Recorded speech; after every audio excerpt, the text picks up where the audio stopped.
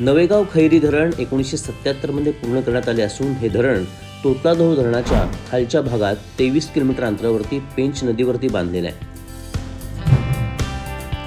या धरणाची एकूण साठवण क्षमता 6.77 TMC असून या धरणाची उंची 44.50 मीटर असून लांबी 2248 मीटर आहे.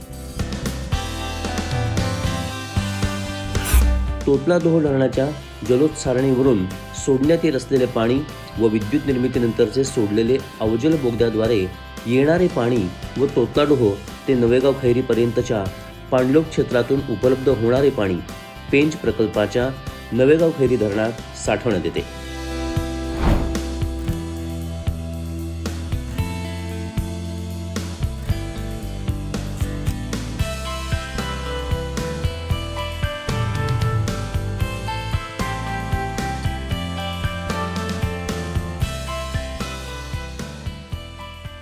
पेंच प्रकल्पाच्या पाण्याचा वापर सिंचनाकरिता उजव्या व डाव्या कालव्याद्वारे नागपूर व भंडारा जिल्ह्यातील एकूण 1,04,476 हेक्टर क्षेत्राला होतो.